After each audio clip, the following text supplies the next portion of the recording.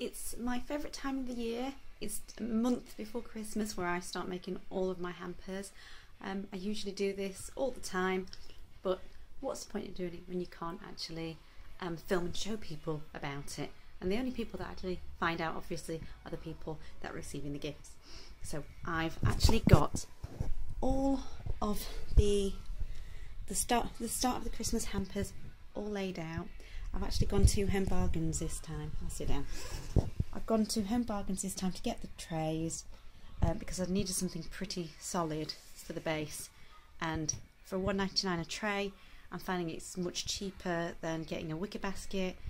And what I'm going to do is put cellophane wrapping all around once I've completed it.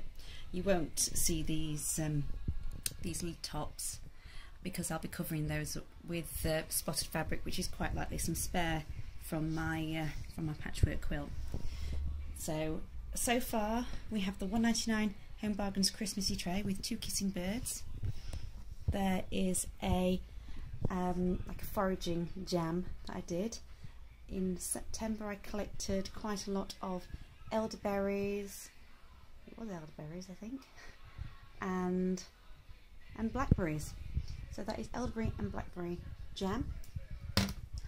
And then I have a onion chutney. Now I usually do Mary Berry's Christmas chutney, but this time I decided just to do something different because now I've been told that everybody usually eats their Christmas chutney, but every time I go to my mum's house, there's still in the fridge, and I think she's got 2 from the last 2 years. So I thought I'd just do something different, and I got to experiment with my jam pan this year that I got for Christmas last year, which has been a saviour because with a lot of Slimming World recipes I just cook in bulk. So I'm pretty pleased. So I'll film bit by bit shortly because I've got to go upstairs and get some more tins that I've picked up and various other things. So I'll see you in a bit. So here we have our layout for now. It's not the prettiest, but there's still a fair few things to do. So I've got a very cute set of tins from Tesco, and they're just basically biscuit tins. There was something like 75p for the 3, so I went mad and bought everybody a set, if you can see that. And then the other thing we have, which again I've got little wine bottles to sieve these into. This I believe is something called Slivovich or Slovich. It is plums from our garden.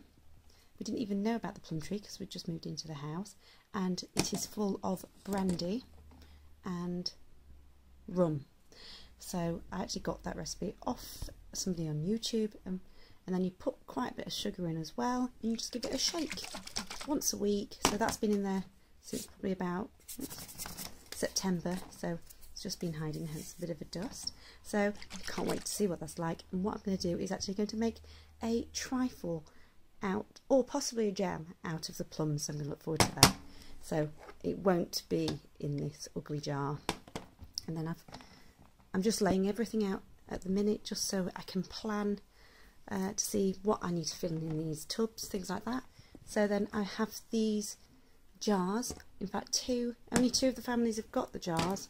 There's one over at the back there, because they're going to be cooking mixers in a jar for the families that have got younger children. So apparently it's the gift that keeps on giving.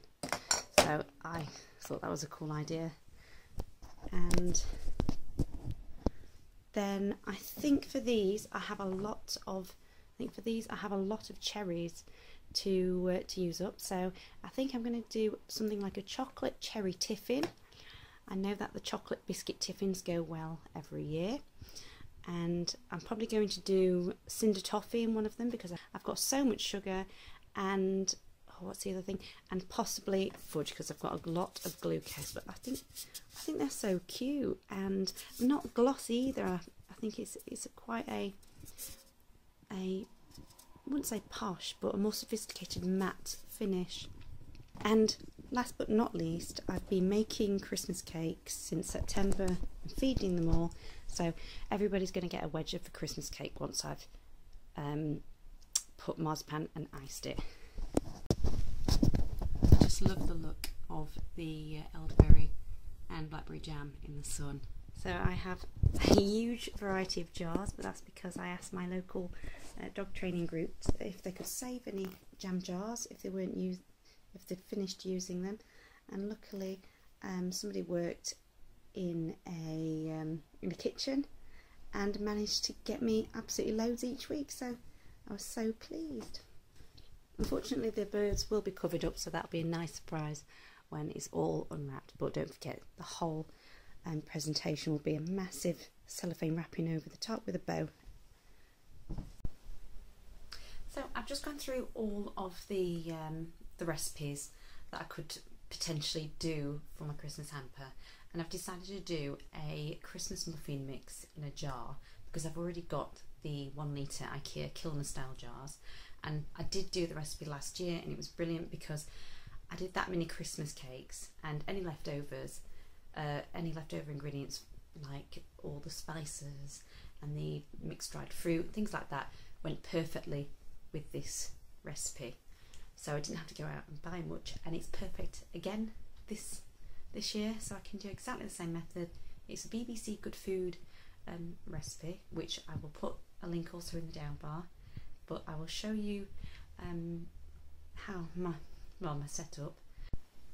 So you can't really see that because it's so bright, but I've got the recipe set up on my posh cookbook, and that's what they're going to look like. Last year I did wooden spoons, but I don't really need to do that this year. I've got my 2 Kilner style jars from IKEA. I've got my scales ready, and I'm going to film as I go along to get the ingredients. So I've weighed out a lot of ingredients for 2 jars.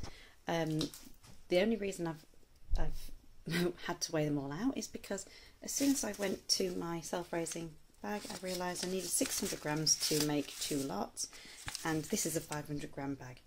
There's the list, you can see that. So I've decided to go with 100 grams of dried fruit, which is perfect because I had loads left over from a Christmas cake. I then decided to do 40 grams of half chopped glazed cherries. Now that wasn't in the recipe, but I just thought that I'd add a nice texture and flavour. And then it asks for 100 grams of pecans or walnuts. Now I only had 100 grams of walnuts, so I decided to do 50 grams for each jar of walnuts, and the other 50 grams of sliced almonds because I had those in anyway, and I perfectly had 100 grams, so I could split it between 2. So I'll put the recipe, my adapted recipe below, and then it looks like it's just brown things in here, but there's also baking powder. So with this I did 2 teaspoons of ground cinnamon, 2 teaspoons of baking powder, 2 teaspoons of ground mixed spice, and that was it. So I'll be adding that as a layer. So I'm about to pop to the shop. Hi, I'm back again. I had to quickly go to the co-op to get some self-raising flour, which was really annoying because I should always check my ingredients before I even start a recipe. So I thought I'd film as I pour all the ingredients into the jar. But if you're going to do it, the best thing to do is just keep adding, just weighing the ingredients as you go along and pouring it into the jar. It's far easier than the way I've done it, but I thought it would be a good idea to just show you the ingredients anyway. So I've got my jar on my really crappy scales. Unfortunately my posh ones broke last week, just in time for Christmas. Excellent. So all I need to do, line it up, I just need 300 grams in the jar. Please don't fall over jar. I've got it in there, just a bit of shake to level it out. I'm about to pour my Christmassy spices. That's divine. So just pour that in.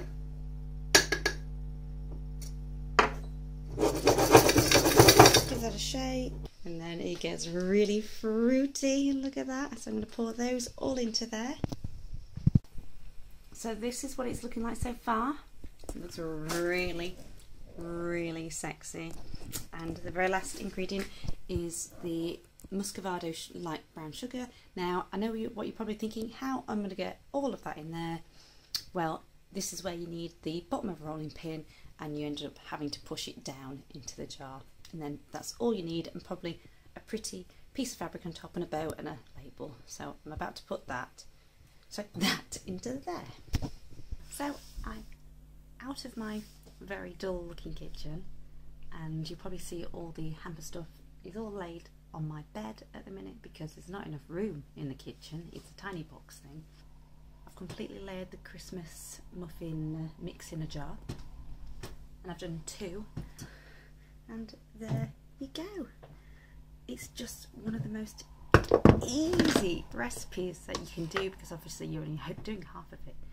All you have to do is do all the weighing and preparation for them, and I'm just really pleased just seeing the cherries in there. I just thought that added that extra oomph. So my fiance will be adding little labels to the jars because he hasn't done anything to this, so I'm delegating a job for him. So yeah, I'm really pleased. So I'll add that one to that.